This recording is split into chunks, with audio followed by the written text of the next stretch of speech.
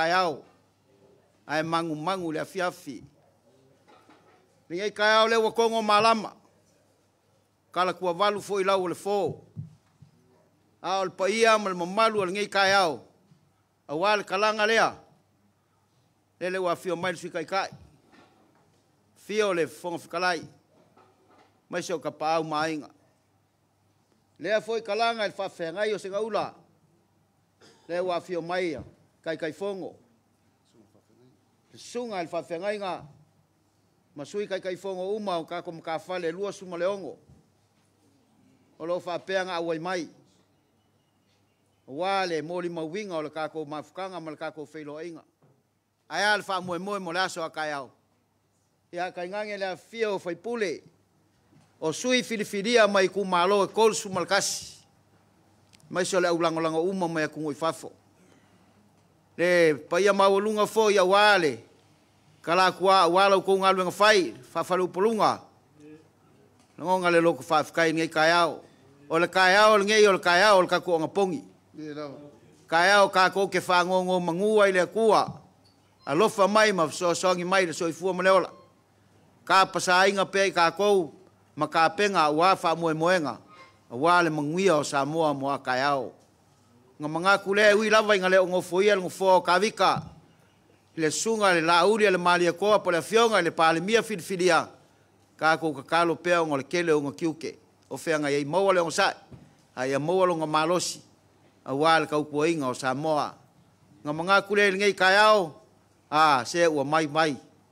Ai mangalo ava le alofa maleanga leo le kua. Ka ko wala ava.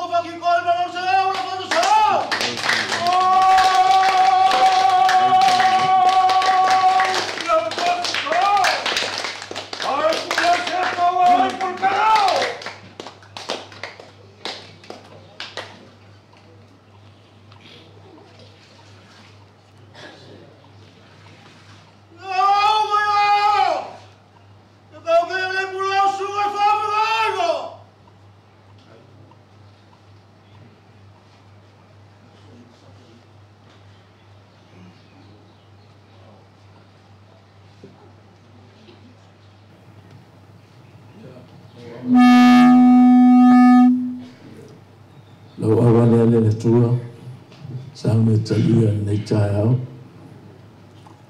atongo le to bia se ava nei aso wa umana to ngadu na mato mai ai mato te tua o tato to mapa mia e mese fo yo sulang lang la mato fo hei opo Yesu na whamahawaya i ona au so lea. O toa whai atu nei opo i ate o tau. Ia ate o tau o manuia. E ate o tau fo i pupuang hale lalangi. Ai o loto nei i o tau loto tele leri. Wa umanu maloa ia. Le tato tamate ta ia mese fo i o tau fai pule.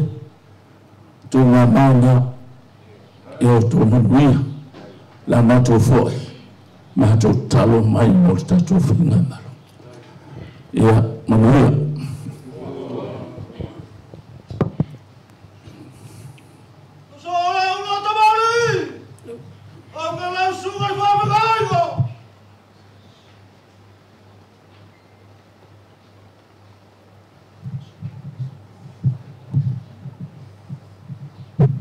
Ua valea le tua. Ai upa penei ale apostolo Paulo. O te mita I pōpua ngā. O pōpua ngā e tupu mai e lo sa. O lo sa e tupu mai e le mauti noa. O le mauti noa e tupu mai e le whamoi moi. O le whamoi moi fo. E le whamai na I tātou. O tau whiriwhiria. A wale taitaina o tātou whainga malo. Ia lo whale atua I le whatawhangasi o le sunga le palmia. E le whamarolonga le atua. Ia manuia le tau al whai watu. A wale whono oso Samoa. Ia manuia.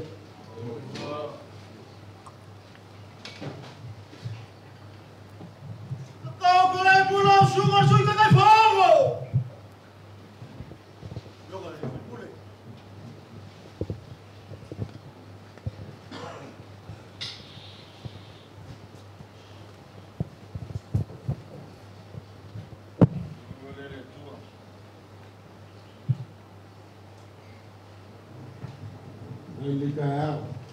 Ala fai mai nā talanga e o Samoa putu mai lava I matasau a sei pāia angarenga e nā rewhoi le nei talanga I le suato sunga I le whangwhtalai whionga I whaipula mota manatu le tele tai ao e se vore ni tai ao mai ane le tapo inga le whionga tita I le mātou no whawhatu manatu toi haso le rea o le mana I whangu moe e le titi le nganga whawhitai I le atua ina o tātou tau nuu mai le ni tai ao I aso nā tofa I luna anga le lei o le upu whamanatu le ni tai ao le tusi whaita wasu o le tāwita ma koriata tala manino ai o le whamanatu ai o le koriata o whoringa na o langi le nei whoringa o le mawalunga whoringa o le matautia whoringa o le whawhewhi tangata au tāwita o lona whamahoni le vaingo mamoe tofin tiute so na ia whasia ai le ona ma le ulosa tala masani a o le whamaoni e winga ese e le hei se fefe whai me sa ma le ngā luenga alofa e le lafu mamoe a le whamaoni na tupu ai mai le whamoe moe lo nā tua whamoe moe le atua e le hei se fefe e whai te whamaoni te tupu mena whamahoni ma whamoe moe le atua e matua maua le loto tele ngā luenga le malo ma le sanga iane o le tātou ainga o le whatu o tua le tua sa mo tasi I whiunga I whaipule mena tātou te mana mea I so vai ai sea o so solo le whamahoni o le isa me tonu a tātou le whamahoni whamoe moe le atua tātou te loto te tele tausilami o tonu o le atua tali e tāpua inga mamalu a Samoa pene le nita ea manuia le tātou a inga mai nei mai elua manuia le se tātou atunu o Samoa so I fua mai manuia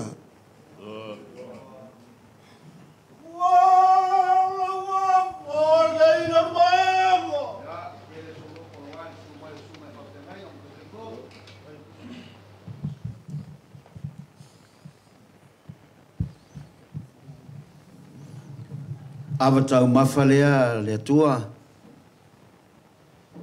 Di ia lau fio e le au noa. Upo le aposkolo Paulo e a Korinito. A whaio ki kaukala I nganga na tangata a toa maangelu. A leise alofa.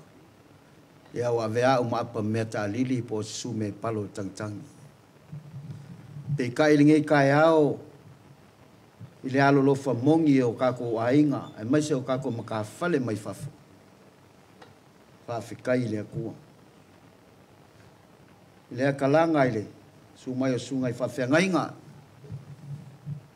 Ia kai fongo ia pei nga malie, ka puala, kuilangi, fisolai, whaso kauloa, teo, ia o sui kai fongo, ia mawhailau kusi. Le aso ngei e, vivi e ai lau ka ngaka i le akua. A le wakau ai o la penga. Le wakau ai o la penga. O lau kou lango, ia e leo ngi kala e vange ai.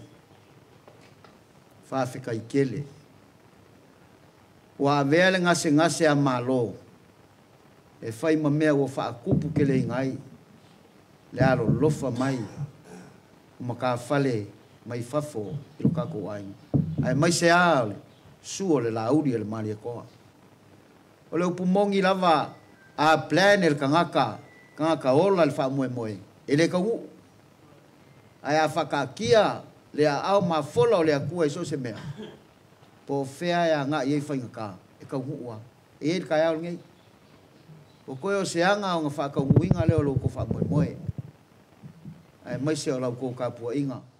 A le ua pale mai ai. Le ua iai a sui e ko kols fumalkasi. O le au e whakauko mo le aso a kai au. Aval ngei. Ia mo o kou uma. Kai fongo, sui kai fongo, whailau kusi ke o kupe. Ia male mau o lunga o mafukanga o lo whapea o ngā whaafonga mai. Whaafukai kere lo kou wanga lelei. Whamanguia le akua. Whamanguia le akua el kako kai. Mau a pelo ngā malosi. Mau a le loko kele.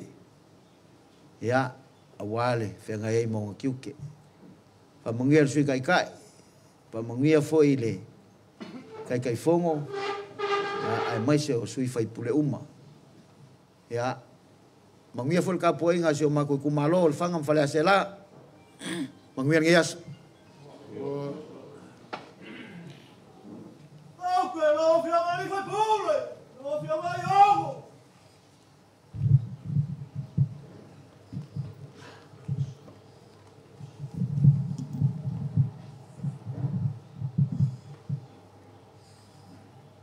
Ja, lau avale le tua. Silvinga le tua, tatu whailoa nei, tae mātango fie. Ja, whamunua mai le tua, tatu tai. Te sui tai fono. Ia, so fonga fitalai. A pēr whai pule uma. Ia, ma tatu ainga uma lava mai i New Zealand, Australia, ma Amerika. Whaftai lava mo le whaalwalo, ma le lofa mai a mātou nei Samoa. Ia, manuia fo il mātou tu mā loi fasta outa. So i fua. Lo fiamma li vuoi!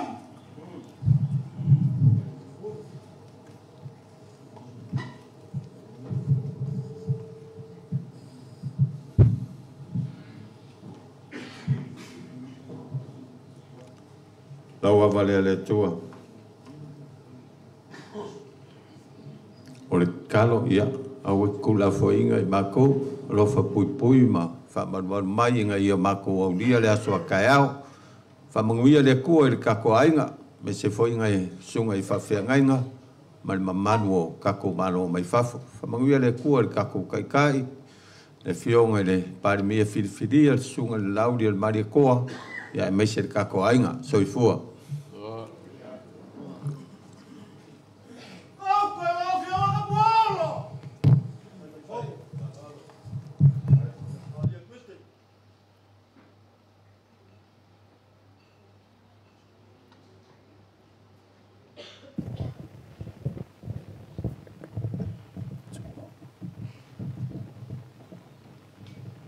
Ia, lau avale le tua. Tai au ese ale nei tai au mamalu. Te tonu fo i iei le mamalu le tua. O ia o loo avanoa le na fo tavita o loo iei le sui o arona. Su le fionga i le fonfklai e whape fo i suiti. te fono. Malu mai tala lea te tai le malo. Mai le last 2 weeks mai tau atu au ngā solo mai le pa ia mawalungo I tu malo. Moli mai o tō a fionga sui mamanu. E a fio mai o tapa au o ainga. Fonga whekalai o saoli o tapunu. Mamalo e tu malo moli mai tō a fionga. E le tupu I fafo ni mea lea. E le tupu I fafo na Samoa. No manatu lea. E le mawalunga o le whaea I tu malo. Ono manatu le I se fulu lima faipule ia na o ese mai I le fast. O ke makua I o wafo. Pe a wha ngalo pe a whainga ngalo I faipule. Pa ia I kumalo ma moli mai au ko fionga. Whaia la tau whaiunga. Ai ngalo le pa ia mawalungo I kumalo ma moli mai au ko fionga I kongu. O le talsanga a Queensland, wha mole le taunu te tupu. Na o se tualalo, e le taunu te tupu. O atu langa lava e tupu I whainga malo. E ti ngā mamatuituia I mātou o lo ngā lulue ma tapua I mai I autou whaiva. O le mātou te talo I le atua, maua lo tō whawha tupu. A fionga I whaipule, saoni o le a tele ni whaitionga. Tele ni manatu o la ngona o le alafo mai. O le whautuanga, to a pere tai, aua na Italia. Tausi lo tonga malu, ua umana whiwhilia o tō le tua. Whamania tele lava le tua le tātou palemia whiwhilia. E na tofi mai e le tua, e taita ia, ma se whea Samoa. Ia whape fo I le whafonga o le whono. Ma le mamalu, o le tatou whainga malo, I alo tele mo tau soifua.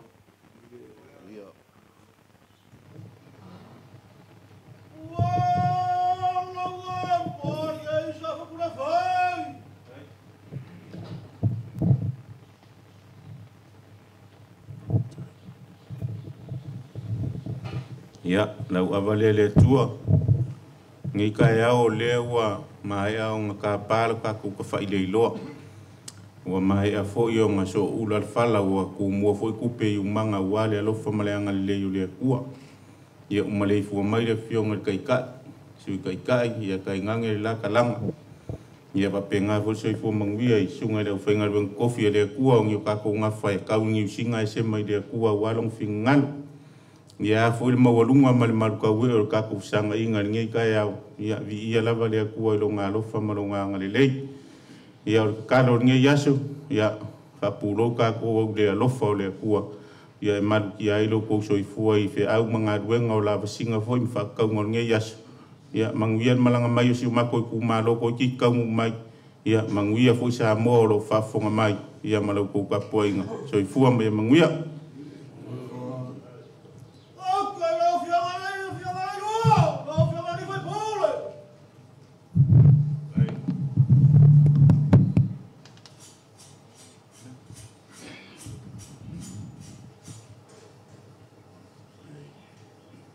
Avarele kua.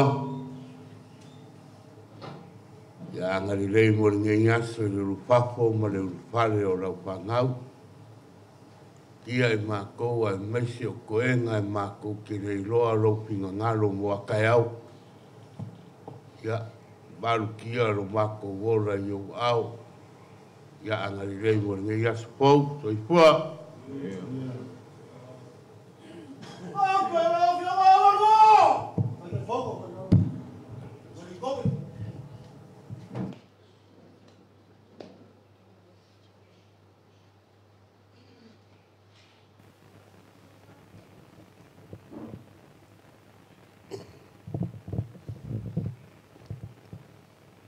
Avalele tua. Eira wafinge, mrona na tua lua e. Ta fai fe aule nu o leo o paia. Se vai. Whanaulu la tama matua o na whai ngolea le ngo leo I titi le paia. O atu le tua le matou nu o fasiri ai o le ngo luatama. Leo I titi le paia. No foi le e te rua mala malama le ngo na fa ngo luatama. Ele e ta longa le fai le nu le o paia ma le sinu la talatu. Le fai ngo le tanga la palapa. Ta atu. Tā mai, tā atu, tā mai. E ioa ina tau le langona le leo le pai. Pai atu le ele mānaia. E mānaia a ele mānaia tele. Ne ua tātou manu malo. Tātou pai ala langa ma fia fia. Wai o tātou lima le manu malo. Ale taimin nei. Wa mata na wa eloi mata. Wa leo le leo a oloi mata. Wa musia le tātou mafta. Fa pena fo ringo le aso nei. E foi malesi malae tu ila I mo tu olo nga fofua. Sa ta alo ila tali ol fepo. Malae leo le fai tau fale ata o le tu I nei. Ele se malai o le aonga. E se al tisi se apoe. E se le malai le tu o lo lunga fofu. O fōringa nā o le aso nei o tātou tau nui ai. E se le manai o le nei tae au o mātou wa ai atu o so atu alo tō no fuanga I talanu. O mātou mo onga ia. Iau tō whafofonga le lei o mātou leo. E le masani un tātou whaafisanga I aso. A o leo ia tau te malo losi ai. A whaifoi a watuni a mātou whautuanga. E le tala whiangai lau tau whaafonga. O le tātou hainga nei. O tātou o le hainga. A whai e moni o tātou o le hainga. Tau te talia so se mea mātou te whautua. Tae au le awhapa ia o tau. Umaloa mātou ua e vai o mātou taito lua o lewan tati ai. Dei lope mau te atu sa o loto I se maoni. Mātou te alo lofa tele mo o tau. Le ngalo le tātou mawhitanga. Aua ne ngalo I ate o tau. O tau o whana I limo le toa. Whai ma malu au tō. Nā tau te wā ai uma mai ai lunga o le TV. I tangata e whale tonu mātou toi o mai ai toi vesi. E se ale mini whau, e se le mawhau whau tonu o parmen. Iau tō manuia, o ni e tatuasa.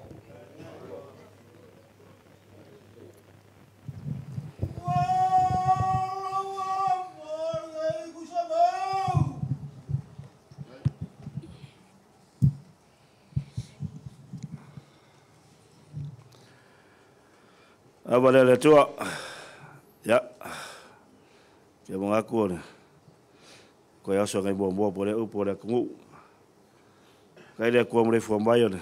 Ya lo wai ngai kai au. Yo ngol kai kai. Le fo le kala nga ko. Le fo mai fo le sunga fa fe ngai nga mo fo ko. Ya ka fo le nga kala nga ko. Al fai mai fo pa ya ko ai ngal silas. Me ko mau ya. Mo fo fai pule. Ka koainga. Ka whakai mo ki mainga. Ke mangaku le ke lesia ngā mo mākou. Se ngat wa whengai ngā ma ngofam ka whale e whiaru. Ka koainga mai wafo. Ya, orko ka koainga lo wai mangu iai whaivor ka koainga. Ya ngak fwoi leo se ngat wa whengai ngā umbo I kumaro kai kasi. Ya, awai ko whaku kuanga. Na fombai ko va kwang ya ke ma ko foi ya na kai mua pere ko le fa mo ya war ka fa maro fo kai kai ko fo mo la so kai au ya fo ya vinga le ko se ko maro ya kai mo ka poinga Kau whenua i pia mai ara so kai au. Ia, soifua.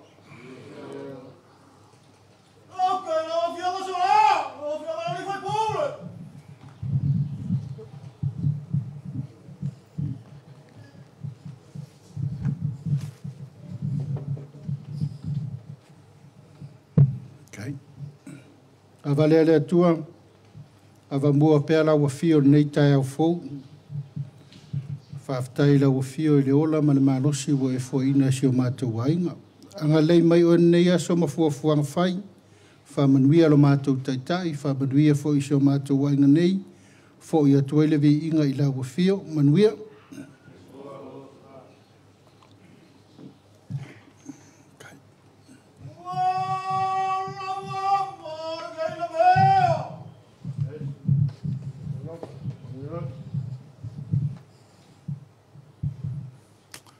Ya, awa nei le tua, ya, e lo pose li lo leu tātou runga le nganga. A upu ale atunu e pitia ma mawala. Ya i fol tātou nunga. Ya o teimi nei o ta alfili.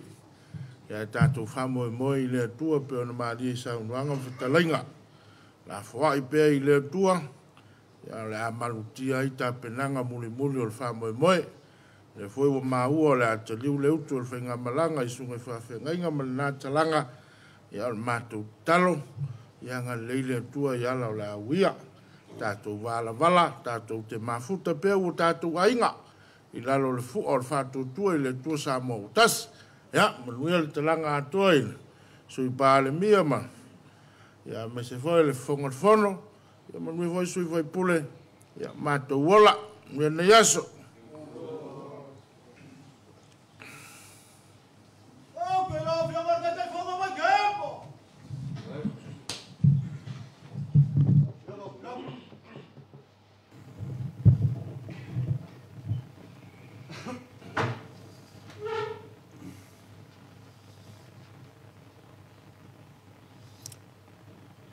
Sila lofi maia o le atua. O le ua tala i uto tutanga luwa loa. Whaftai lo wolofa tau murumuri i le mawai. Ua la lango mau ai le soifua ma le olo o una nei, mai mātou. Whaftai lo tausi. E ia le tautonunga ia le ua manu maunu le whangatia ua sa vei o rolo foi. Le ufanga polipoto le tātou ainga. Nā talanga atua e me se foi le tala aluma nei, ale maltau wee o le pai o le tātou mota. E leo no foa ta vita. Le sunga i le palimia tofia. O le upu whamanatu ma le whaameo a Isaia. Whamaina tala Isaia, oi talo whai. Ia i la tau e whai le mea le lei ma mea leanga. Aua whai foi le mea leanga ma mea le lei. Ua whai foi le malamalama ma le board youths. A le board youths. Ua whai ma le malamalama. O le upu wha malosi. A le toeina na nafi ma le manatu nau mai. Fou vale. Fou vale. A iei ona tua mo na papatua, e mā vai le ele, tofu ola tangata, ona tua te puni leo le. O lau te talo, whai mālo le whaiva, le tātua whai ngā mālo.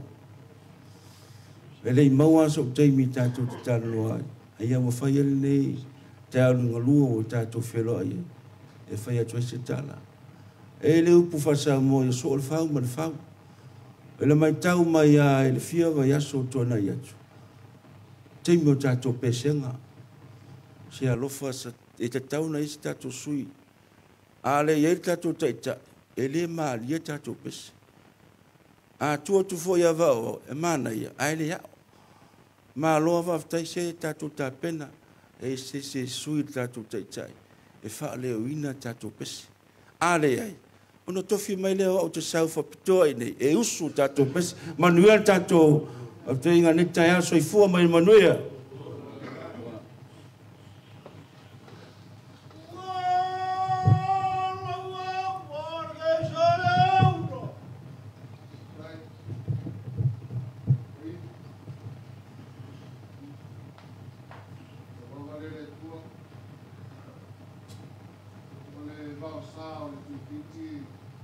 I tua maota o whalewhanga malo tua i o vaututu. E iei whani e li e loa ai o lea mangoto unga se whamunianga. A iei foi whani e li e loa ai o lea hae ni whaiva o manuia.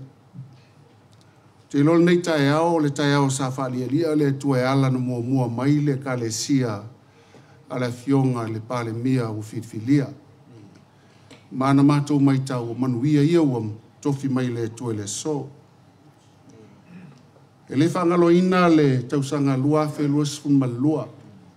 No wawhai tasi ia tai whono uma o tātou ainga. Tai minana o se fulu o tātou tai whono ele i o se lua se fulu. Lea mātou te mai tau atu. Wha malo e ui ana lai titi Canberra. Sa e wha pulpulu ia i mātou. Whaftai au e lua, e in tau mumusu isi pito nuu, ia na e ta ia i mātou le whale tele lava le tō e kālesia. Lena e tūtō toa e mātou taritano atu, wha mālo whai o whaiva. Mātou manatua o epele stene, pei ta iane na e whatafunga e tuu le avanoa. Ia wha mālo le lava e au lau tau tua. Whaftai te o, e tau manuo i tai au malipo, tai au malipo. Ina ia tau nuu le malanga e peona folfola ina e le fionga i le tātou tai whono le sunga la ule le male toa. Ia, wha malo fo i a pulu, tai mo tu lai mai a sio te maa i a le malo. E te lei whatafa lava malo fonga o papa, o e lava na e ta moe moe tali le ia o mātou mana onga lo mātou fia aile ala.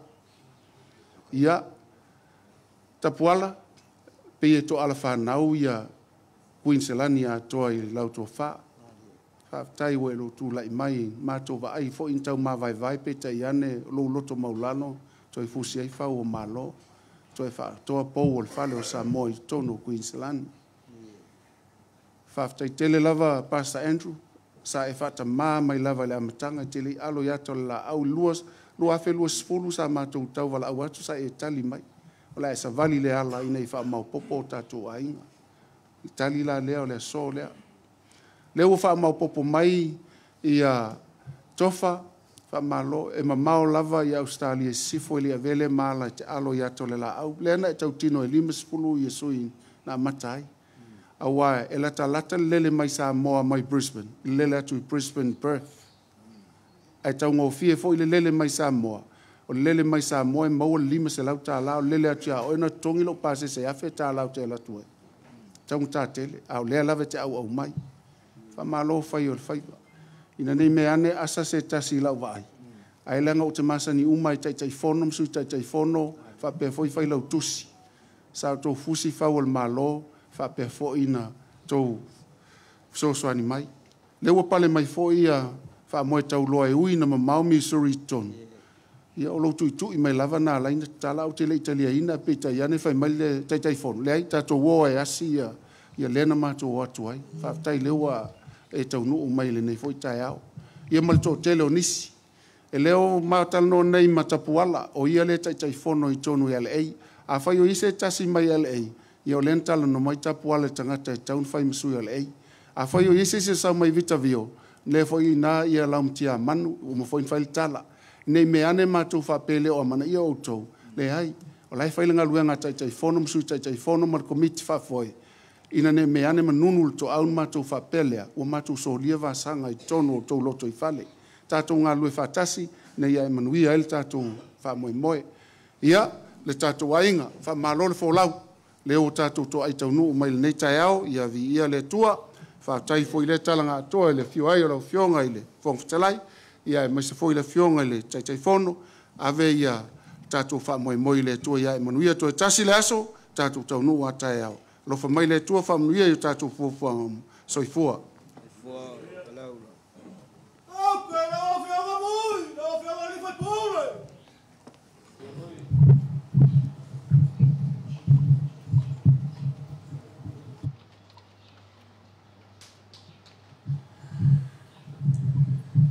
Ia, lau avale le atua.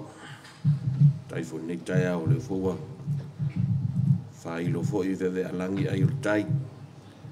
Ia, nei foi tai au ia te lava upu manua e ti upu mala tai foi tau singa le tua tatu tai tai e me se tatu a inga ia me se foi tal salea me se pa io tatu a inga malanga mai ia am ia te le tua i fe au foi mga luenga nei aso manuia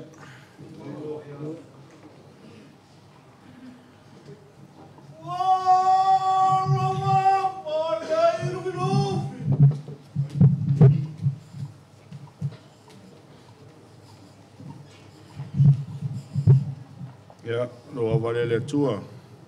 O vi inga lava foi lau fio, nei tai au ala fai mai me manuia le tato ainga. Leo fo wa tele upu i manu, ai titi upu i mala i lo to soifua.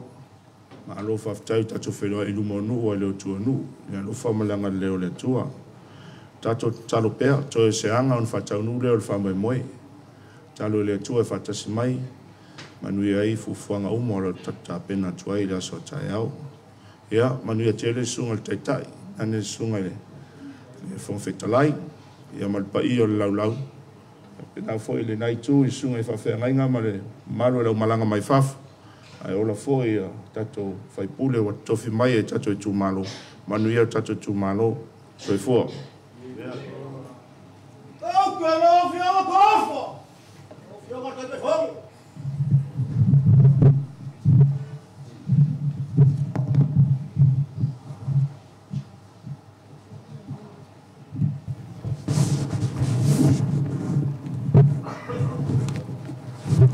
Lau awa lea lea tua, o lo vi inga e le whaititia wala whai mai lau whanau i whanunga leile nei tai au fōu.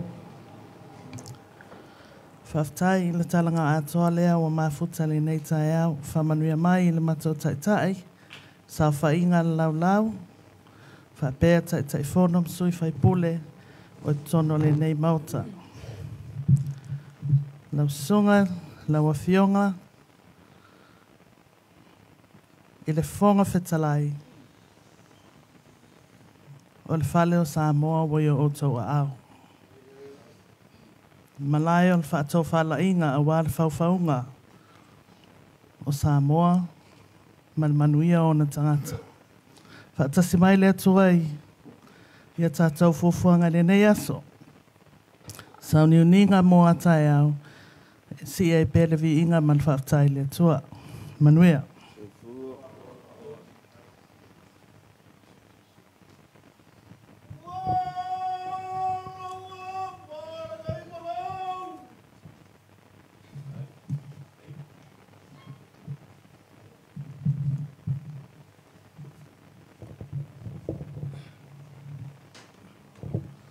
Lau awale le tua. Ole vi inga i lau o fio, i mea au pitua lunga. Awa sa tātou le mai loa pe tātou te au lia mai le ni tai au. Le toi aso le nei. Ia ono tātou tini lo lea tai au, lo tātou whamui mui. Ia sang si i pervi inga, ma le whaafitai lo tātou tua. Ia so tele sa o tātou tāpena, ma o tātou turi mai le aso le nei. Ia o le o tātou tau nuia mai. Ma le fua mai lo tātou a inga i le soifua lau le lei ma le marosi le nei tai au. Na mātou talo, ia anga le lei le tua le nei aso. Le aso tātou te tāpena ai lo tātou whamui mo tai au. Ia, manuia la lo atu la fionga le li pāle mia. Mai se foi la fionga le fong fitalai. Ma malu sui fono umo le, sui fitfilia o le pāle mene mo le tāpenanga tai au. Manuia foi le tapu inga. Ma lau tau whaololo ma au. Sunga i whawhiangainga. Mai se foi le nofoi, te fono o tātou matawhale fia, ma le tātou au langolango, pa ia mana mamalu o mawhai ono tātou whatas sa monei. Ia mai se foi la tō o lo tu i mai muli papanga, tapu topua i mai i atunu i whafu. Ia wala tātou whamui moe, manuia le tapuaʻiga i tumālō ia manuia le tapuaʻiga sa moa atua e sufua.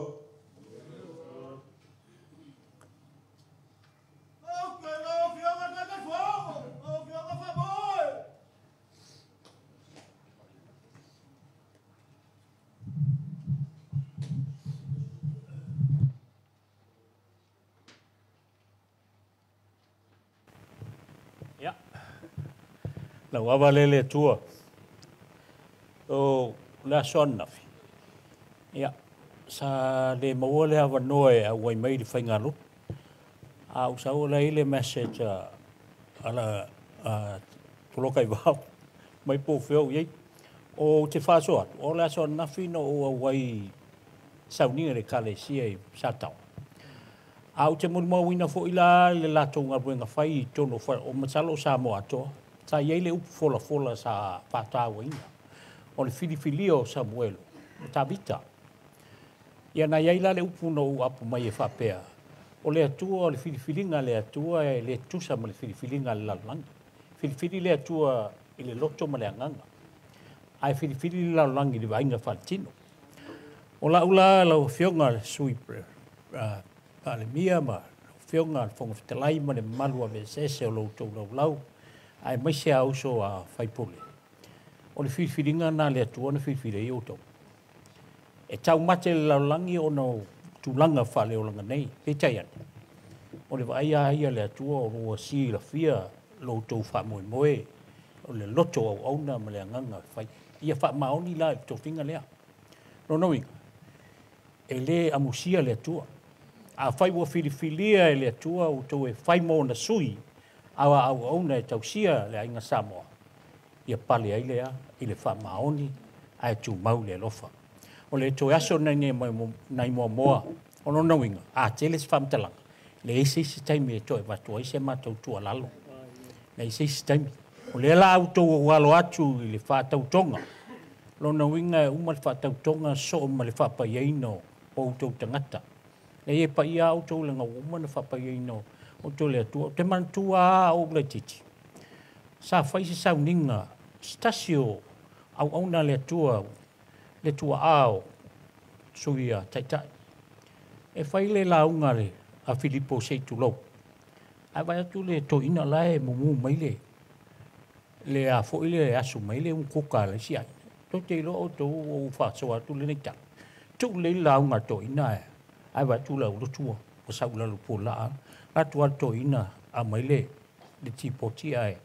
Atu e se whaile a inga. Ao o na whaile tapua inga le atua. Tuu ai o mai lotu. A pena le anganga.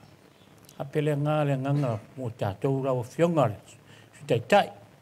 Nai tū talanga atoe lau. Whionga le whongaftalai. O tō mamana. Tai au. Ia whai ala taro le leoa ai le yo o le taimi whatau tonga. Nea tua oai e tangata ua o le whesili nā Samuel. Oai e tangata. Whatau wa. Oai mātou. Mātou te awea i mātou ma au ona i ate o tau. A o malanga atu le malanga i Missouri. O le sui murmuli ana o alu malai valele peki o tolupe. Sa le i vai e sea vai ngā maulalo. O taitai. Tate pe e maualunga le no whanga o lotunga. A pe e elota me ia fo elea le whatawa o tangata. E au auna i ate o tau. Lea o usoe o tau uso atu e le kapeneta atoa. O tau mamana. O le anganga o tātou tata ina whiriwhiria le atua o no lona anganga. O le alofa. E whaatino o le mefo i le autu ai le tūla fono i le alofa. Wa ai alofa i lo wainga alofa. Lo alofa ina le atua. A batu e le na whamai o le ale o ngai te whaiatu lo uso e te alofa e le abe se ofu. Ia. La atu ainga. La sona. O le na au te masalo lai mata mai le mātou wainga whai o Missouri. Tore. Ia le ua whai mai e whalau akula koi ngoa e mori ato o talo whaanga. Ai ore vai mai ore whalau lau le alo whaanga o Australia. A le ua tekte mai mori atu i no whaanga o nei lo mātua. Ia la le lau o tua te ua umiri taimi. Alo lo tapu ai mai a whawhengainga o Kalesia Fia i Missouri. Mai la tau whaamnianga i tusai male alu whai vātu la so tai au. Tai whono manai lo mātua. Ia whau i le whailaunga. Moli mai alo la tau lo whaanga. Ia manuia tele tātou kalo atu i le aso a tai au. Manuia sa maua.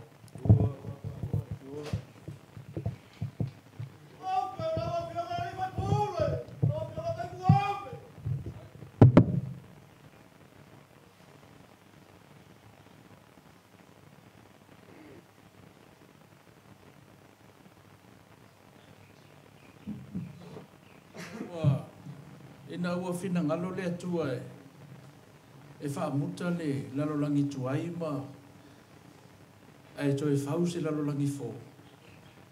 Nei whiwhiri ai lana ua una noa malona ainga e whau le wa. Mai le nā umi se lau o skul tausanga. Ia, umanino le tanga. O ai na lau le tamari anga sto ina noa whangai o le angalo na ulu a tausi lo. Ia ua valea. A le fina ngalo lo fo le tua. O lo moboli mai ai le tala lea. Se ia toi whau le tangata se amatanga fau. Ma se lalo langi fau. Ai sea, ia ua leanga an tangata. O umalao na whau ma pōpōlo tātou wa. Toi au le si il tai. A ua umasani i tapenanga o menei o se fōlanga. Tele i tū e tātou te tāpena i ai. Toi lava o se anga o na tātou urufale lea i le wa, lea ua umana te tofi mai e le tua i tātou. E tau te ilo o tau. Tu uma mea lalolangi sa o tātou whaia. E tātou molu e tāpena se lalolangi fō. Ma se amatanga fō. Mō sa moa. Alfina ngalolofa nao lea tua ua tofi mai e tātou i whilinga i tumalo. Ia, se i o tātou whaia se mea sidi mo se o tātou atunu. Whaftai tapua inga te maa whaiwhi au. Mai se i lantou lo tapua i mai atunu i mamau. Mi ia le li i lo tau sao. Whaftai fo i sunga i palmia whitwhilia e oina le i no fo ia no fo ai mauti noa ia. O lo maualon soifua. Maualon soifua lau le nā talanga. Toi lava o nai tū la tātou savalia ma tātou feulu le waa. Tātou ulufale i le waa o umanto tofi ai tātou i le tua. Tā lo sia i le lofa. Whaito tasi o le tua. Ia au lia le aso. Manuia lo tātou aso.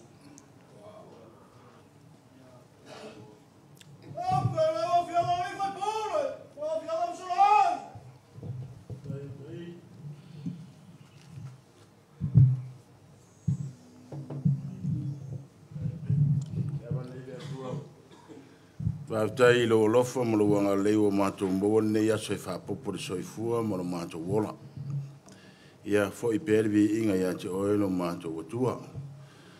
E moli atu le nganga whātai, pai e lau whainga venga. Malanga mai atu no mau, le au o tātou whātasi de nei aso. Ia, awara pole, e le i motu siere tātou mawhtang, o le ai aso i e whāua uai. Pawal te talo, ia maua pelo tele malota o sai.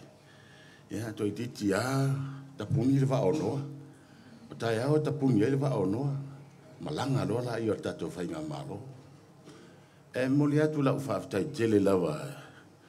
I lo uso ia sola i le wa ai atu wa tau nu mai mo to saboa.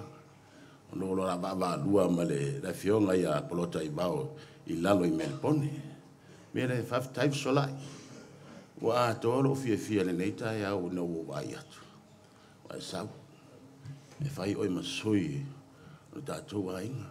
E le faftai tele ya. Faftai li tātou wa inga mai fafo. E le ngale tau le upo lea o le tangi atu, pili mori. Lafo mai tupe. Ya wasi o tātou wa tunu i nei Samoa. O a inga. E fape na o e kalesia. A lea fo o le whainga malo. Le ai tu te anga le lei mai. Le ma e ulo tau anga le lei i le tātou whainga malo. Le au whaatino le so, ma nei paia inga sifun ma le wanu. O tau a fio mai matala mai au, fio mai sunga i whawhengai. E o poni i wha moe moe, me le whawhitai tele a, tai le anga le lei. O le au tu o le nei tai au le kare sia me tisi. e whawhauina le tangata e fia i le tala leia Iesu Keriso. Na tātou ainga, ia tātou fia i le tua. Tātou fia i le tua o ia e ou le malosi ma le matofinga o tau fia i tātou. Me lea, ia, whamanuia le tua le tātou taitai. Ia me se fo ia sui taitai ma le whionga le whangwhitalai. Ia ma le mamalo le latana ngā toa. Ia, manuia fuafanga o toi o ne asu, whawhitai.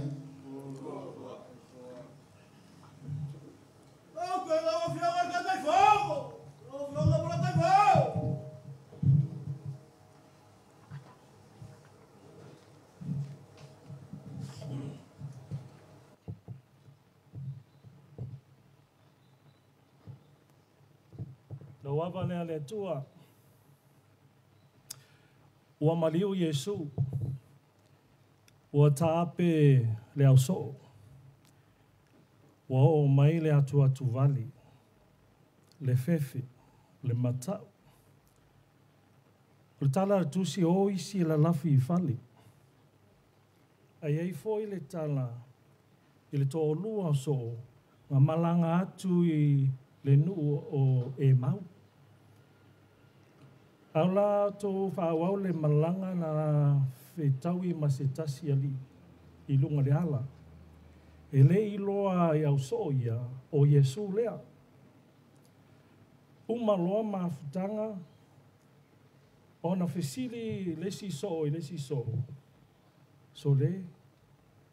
E le I mu e alo loto au tatu taratala noa ma mafuta ma le ali. Whapenale longonga o me pongi. O te taritonu foi o a inga mai fafo. Ma ta whane fia. Ina ua ta ape le tatu pāti ua ngase le malo. Nā o foi a langona e whapena.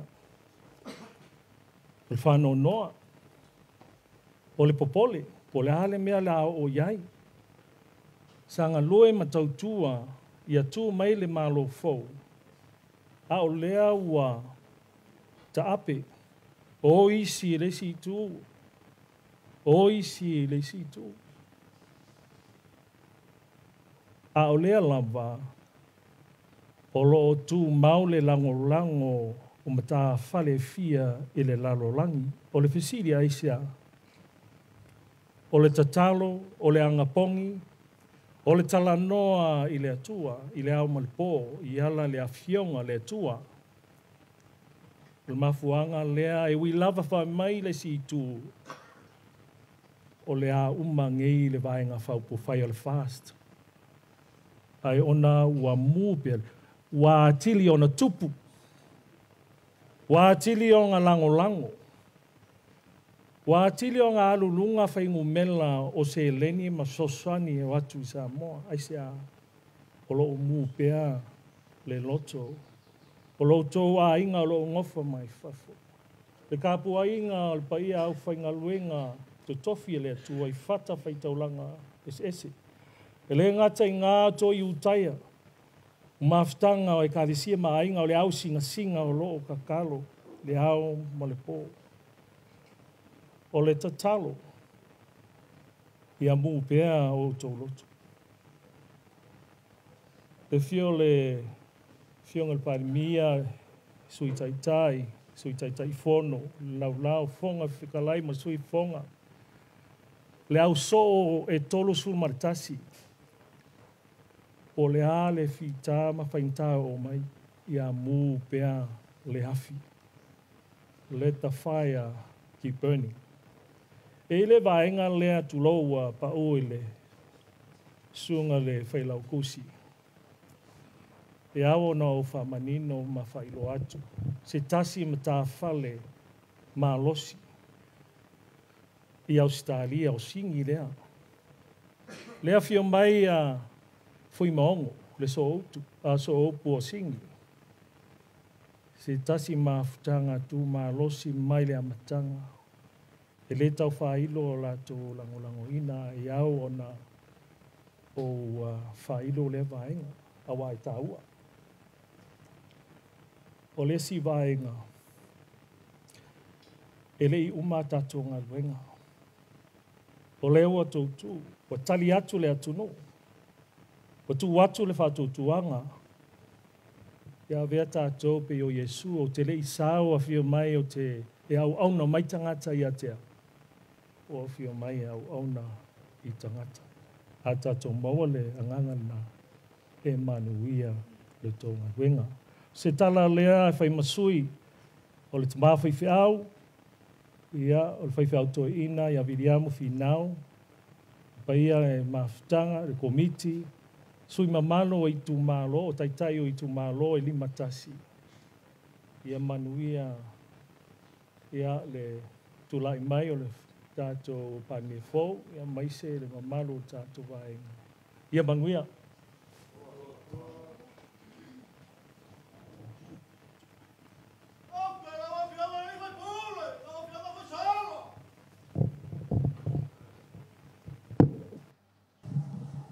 Pei la ua fio. Fuafuanga o le awhenga iei la ua fio ngā sui pālimia po la ua fio ngā sui kaikaifongo. Molo a inga wangia yaso mal wha moe moe. Ai ki ngange fo ile fio la ua fio ngā whong whakalai mal ngā kalanga. Ia, ai ki ngange fo la kalanga le sua lua sunga i whawhenga inga. Pa ia mal mamalu a inga e fio malanga mai aku umau. A wār wha moe moe. So i fua me munguia.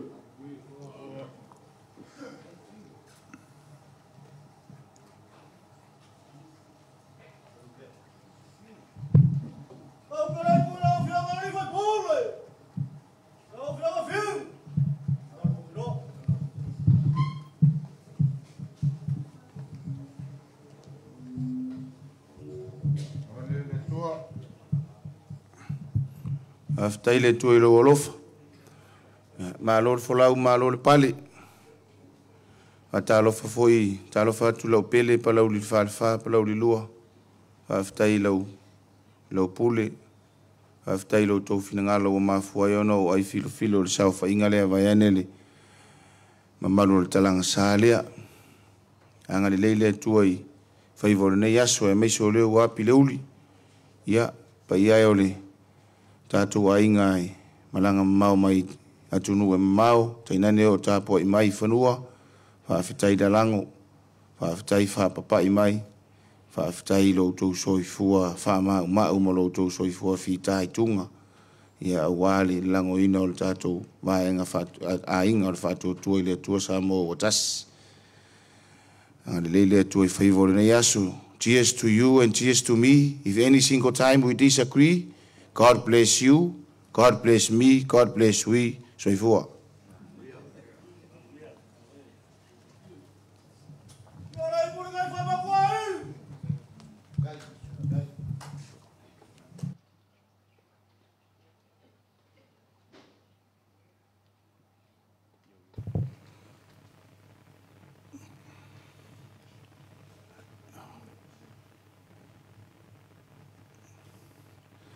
Pai mai le kala e whai akua. Ia menge i ka fua lo kākou kai au ngani ungalua. Le susu o le au whai ngā luenga le akua. Lea ngā i ike ai ngā whangua e kāo ama pa ia o Samoa. Ai au whalupenga le kua pasenga. O le upu e whai le kulangi o kaukai. Mali e ko ai malo kalanga a koa ka yoa. O lo ua ku whakangei makangi soa ka yoa ua lava ka yoa. Whafkai le kua ua ka kou wheiloa i le au au. Ai le o le afu o makangi kulou.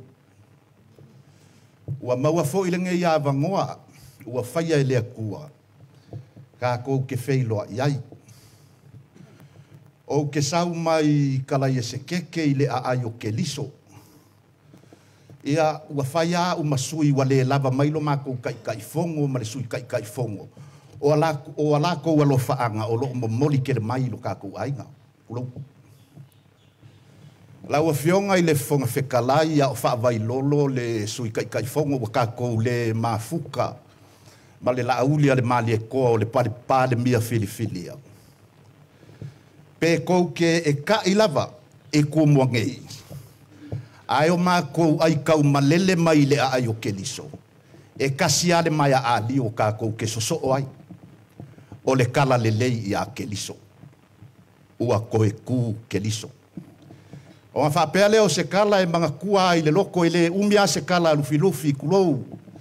E mga kua i le loko i ngā ua kau māwae le au so kuia iku ma kui kangaka. Ngā whapea ai kuia iku i lo ngau so la ikiki o kui kangaka. O le a e alu e ke ngofo mai le maka le ipaka. A o le a o ngofo aku i le maka saua. O mea e ke maua i le maka, o mea o ke maua i malai kele. E ke maua fo i le maka makanu. Ia manguial kako waso.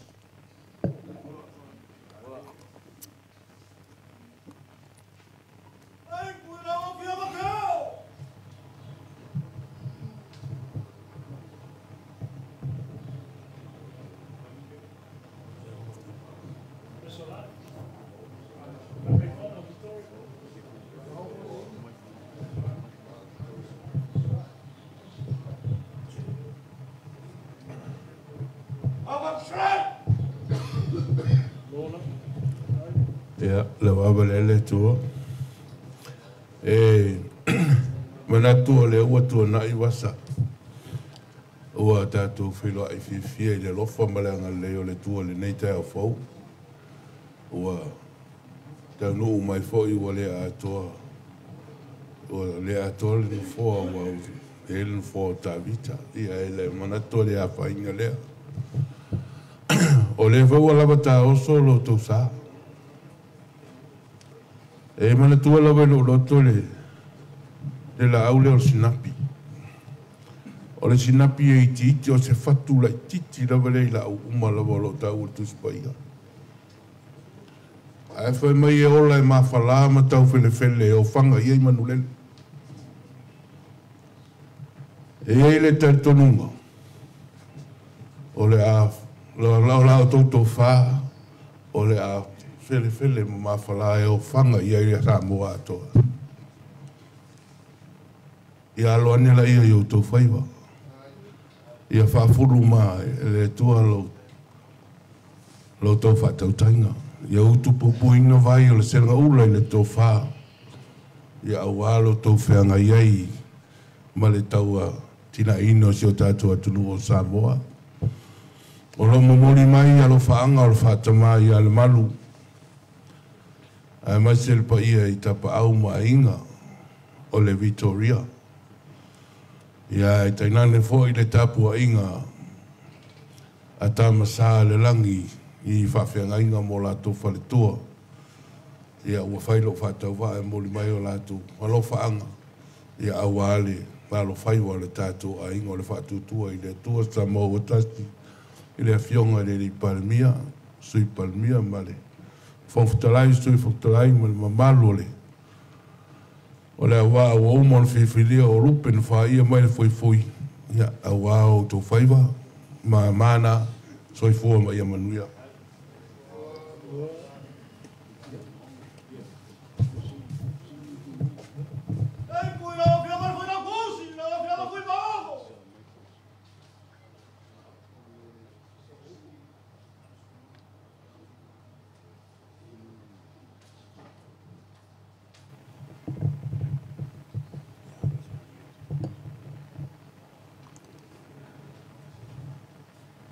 Lau abale le tua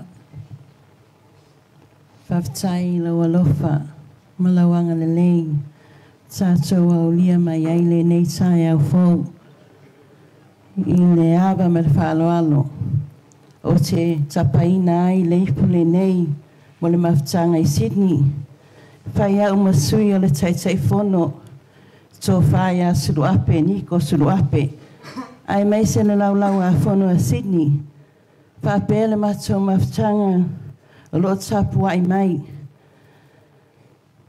Na uti lo atu i le bena lai e tū mai tua le fionga le whonga whetalai. Amatanga fō, a new beginning. Ia alofa le atua, ia whamanuia le atua i. So I umai tolus fulu me tasi o le tātou malo fō whiliwhilia o le a whaatauto le aso tai au. Ia lofa le atua, ia whaatasi ma o tau uma a o tā pena atu le wha mai moe. Whautai fwoi i le talanga nei, i sui sunga whaapena inga, na tāpua inga i le lua vai aso, uma vai atu. Whautai i maftanga uma, o tā whele luspun me leono, mātou mā futa, le lua vai aso taluai, ia lo whele atua, ia whaatasi matātou, ia manuia tau whaipa, tau mā nā. Ia ia lo whele atua, ia whaasao le aso a tai au, matātou wha moe moe. Yesua pa Yesu, amen, ia manuia.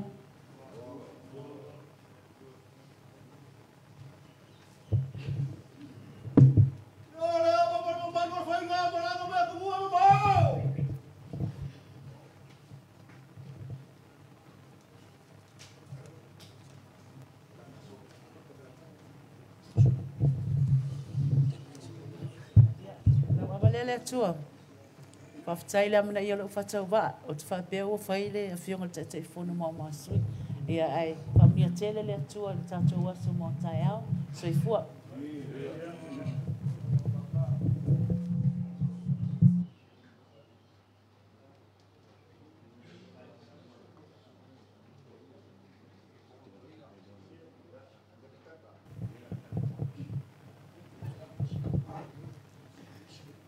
Whamanui atu le tātou pale mia whiliwhilia. Pale masia o fo. Whapea whaila wa whiau ngā le whonga whetalai. Ai maise e mālo whiliwhilinga. Ia o au o loe sui mai o e Victorville. Ia Melika. Ia manuia.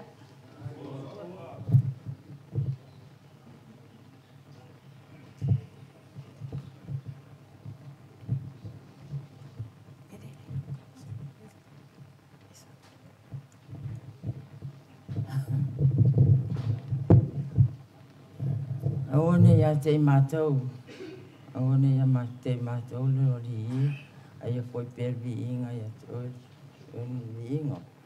Au tai mole ne aso tatou maftanga. Ape foi foi elo tamai, foi mo mātou suyo, au e lua, ia e whaftai mole, amana ia le ni lo matua. O mea, whaftai, tatou ria mali ne aso, e whamani aso tatou, Pale mia, pape foi sui umol. Tol suma tasio tato malo, patai tau nuina, pamanuia ina foi tato. Le hafa tau nuina tato famoe moe tai au. Ia lo fale atua pui mai ati tato malawa la tato awai tai au. Ia manuia foi le nei taranga atoa ia te mato mai fafo. Ia pamanuia tato aso. So if you may manuia.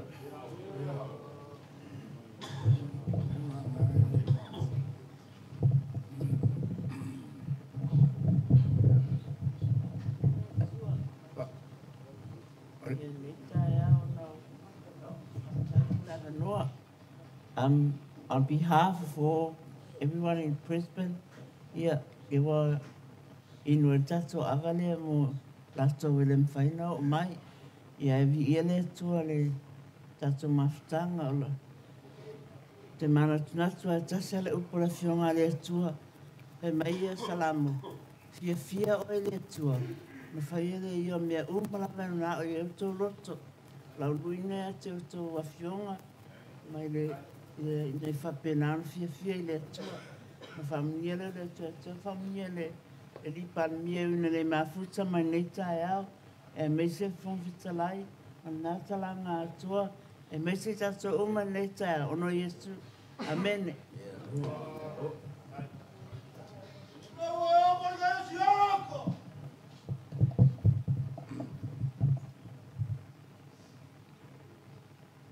Na wavale ala kua morsia fia O koe foi le ofisa o Kilangi. Awa, o ke ngofo e kau kua re komiki. Kau kua uma o kou ia malanga mai fafo. A le upo e whai le whale mangongo a o inga si kau kai le ngā kai whale. Whai mai, ele a inga le koso ba ama le si iwa. A koso le wa e alu ar kau kai koso o kasi. Ai a le whai ba. E langa mai kanga kai si ile ba, wai moa ile ia. O lea sa koso ko akasi ale va ar fai pule ia e longa i kumalo. Wa manguia o ko faiva. O maila ia si ko kene ko ba a kia fau. Ia fusi le fau o malo. Ale sa fau kongol mau karngei. Loku kai ao loku le fia fi ava. Fa mangaku wa kuai. Ora ia male fau o malo. Fai le leiki fau. Fai kausi le angangu. E ui o le aso ngei o lae wha mangaku ai e ka ngaka anga sara le aso pongi sa. E maalama lama kai au ki e whau soifua.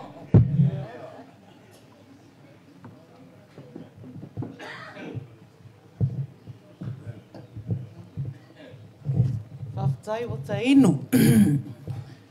Ona ole tatou awa muli muli lea. Whaftai tau whalo halo.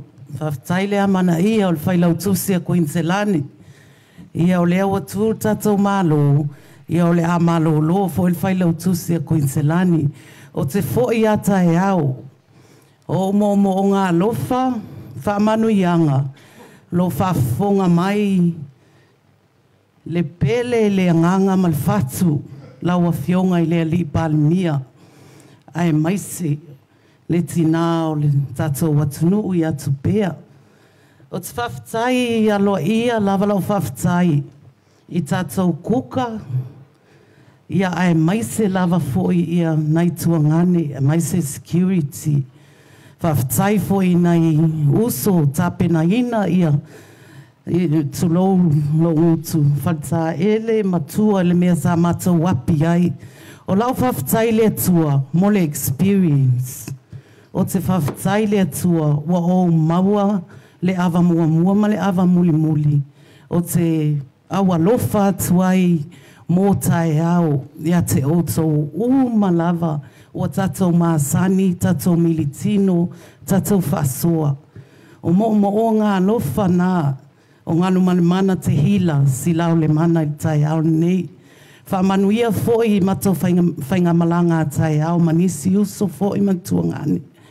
Ia pe o te iai, pe o te le iai, ia o le fatu lava, na te tō ele la auli le mali e toa, te tono tatou ainga. O te tausanga, ia tele ni huro, mane arona, e si ina ona au ilunga pe awa i vai tatou palmia. Ia so i fuama ia manuia, o no Yesu, amene.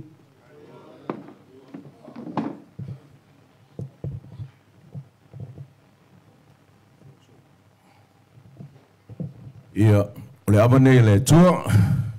God is good. Ia, pa ia whata whaarmata.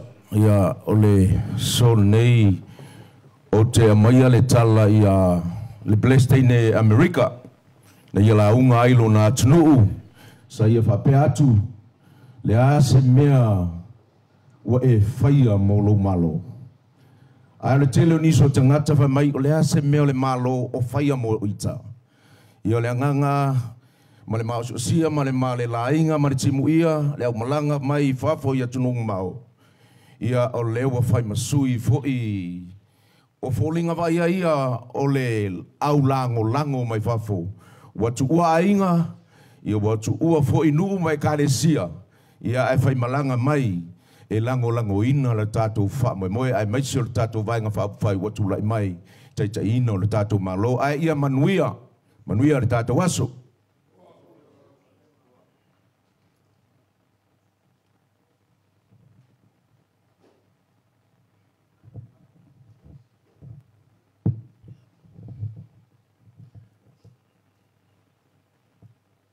Le avale ale tua.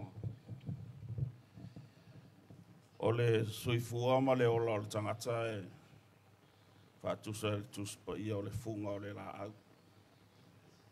e matala e le tae aoa e o i le afiafi ua mangu. A o le maua runga leo le alofa whaasoa o le atua le tangata. E whaapasi loa e le atua wha le tonu ma le anga o le tangata. E tu tasi a le alofa o le atua. Le alofa leo le atua o mwhai e ona taitai le soifua. Le mamalu i ato sunga di whaipule tu lou le la talanga atoa. Maua so mātou wola vai vai. Maua ne nei whilo inga. La mātou tatalo. Le atua pule pule tele.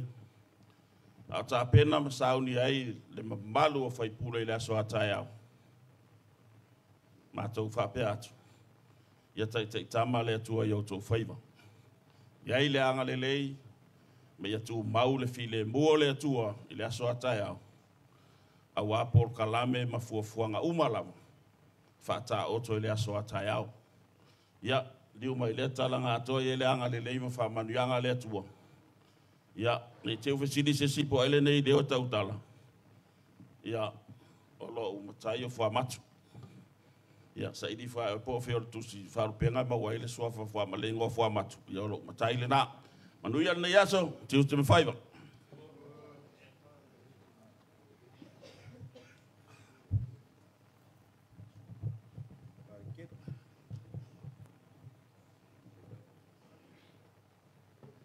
Lau awale nei le atua.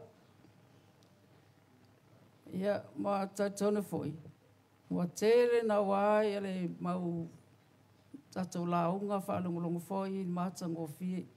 O tima inga, i o whapena lawa na maari e foi te whaalongolongo atu. Ia atonu foi o lo manatu foi lea pari. Ai o lau whamania le nei tai au. Ia pei lawa nau whaalongolongo atu foi ia. O le toa tele le matua o malanga i o umalawa tai au la sifuru ma le ono. I o te lavea ila i le vāenga lea a.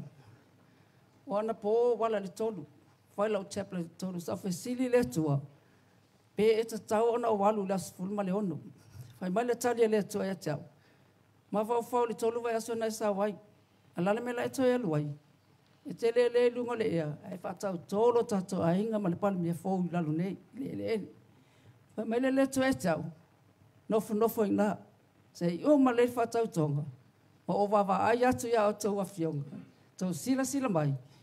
Tato tau maa vai le lofa le tua. I o lau talo nei aso. Amria tele le tua. Si o tatou whai palemia whiwhilia. O nofo lava se whaiu.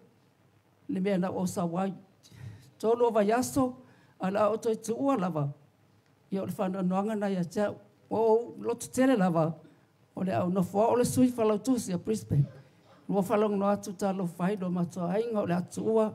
Ia o le poli. A fia o le whalau tusi. Ia o lo iai sui whalau tusi. Whai masui o vatou. Ia mai se whale sunga po le fionga fwoi le matu tai whono. Ia whamanu ia tele le atua ia te o tau la te whaimlanga atu la sa tai au. Ia la o nofo la tu i tuin mul panga. Se i mo whale nei vai aso. Ia poles vai aso. Ia tata tu wheloa i le lo whale atua. O te fia mafuta pea i nai whai pule fōu. O tato a inga uma. I le lo whale atua. Manu ia tele tato wasa tai au. Ia uni masao mea uma i le lo whale atua. A mene ia ola pali. Tai lava.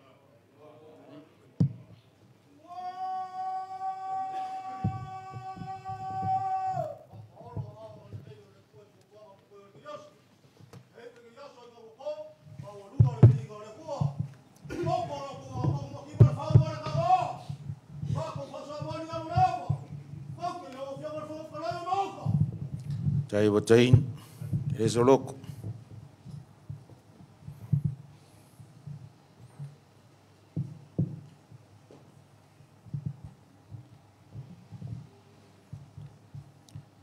Ia, le awa whai u leo le nei aso mo e le tua.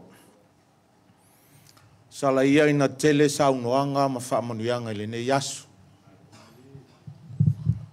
I le luas fulma le whātau sanga o tautua le company valele le atunu. Na mawhelo aia ma se tasi konsale na sawe whainga luenga i nei. Ia whaile mai puti se tasi tae au matala no le tama lo le profesa le I mata upu tau pisinisi. Ia maanga nu e tu whaatasi ai. Siri meri whaiwhi au ia te au. O le alfa palangi, o le alfa sa mo le pasta. O whai atu o le whaiwhi au. Siri mai le konsale ata mai lea. O le ale whasa mo le member of parliament. O whai atu ai o le whaipule a mata le wha. Siri mai ia te au. O le ale ta unga whasa mo tangata nei e whaia pisinisi fo ilele. Ia o whai atu le ia o le whai pisinisi. Au tau maua mai. E amata uma le wha. Le wha sa mō whai whe au, whai pule, whai pisinisi. Whai maile le tala ta mā loa ia tea. O tangata ia, o tau whinga ia, e wha ata vili ina le ta mao a inga o loa tunu au pau. O whai atu lea le mafua anga. Whai maile tala ta mā loa ia tea. E whai pule tu la fono mole atunu. Pasi tu la fono mole le leo se atunu. A le aini pisinisi e le ta vale le tamau a inga o se atunu. A e lau tua mea uma, i le wha kerisiano, i le ngā luenga le whaiwhe au, e whawhanga nganga o le atunu. Whawhanga le whaiwhe au le nganga o le whaipule ina i a sa o le whainga o le tu la fono. E whai e le whaipule le maota fono le atunu, le tūla fono ina i atia e pisinisi, ona wha ata vale ai lava lea wha pēa o le tatu. Wha pupu se wha matalanga o lau o lau. Ngā luenga al whai au, o le ngā luenga nā al whai pule. O le ngā luenga al whai pisinisi, ma fua mai ona watu e le whai pule, ma whai pule o le maota. Tūla fono e wha ta vile ai le tatu watu nu. Tātou mafutanga le tātou ainga toi whai nisi tātou tala tae au. Sa mole atunu o lo tapua i mai, ia manuia le urufafo ma le urufale le nei aso. Le au mamalu le malo, ma lo tau sase e tolu, sui le fono a sui tofia, ma lo tapua i nei aso. Le au whai ngaluenga te tofia le atua, lo tau tapua i mai so se fata whai taulanga, lo tau no manu le langi a wasa moa, wha manuia atu le atua. Tātou whanautu ina atu ia o onga, a wale poto salalau, alo whangia le atua. Marutia sa mole ne, le atua sa mole ne yaso. Manuia le tātou a inga, whaftai.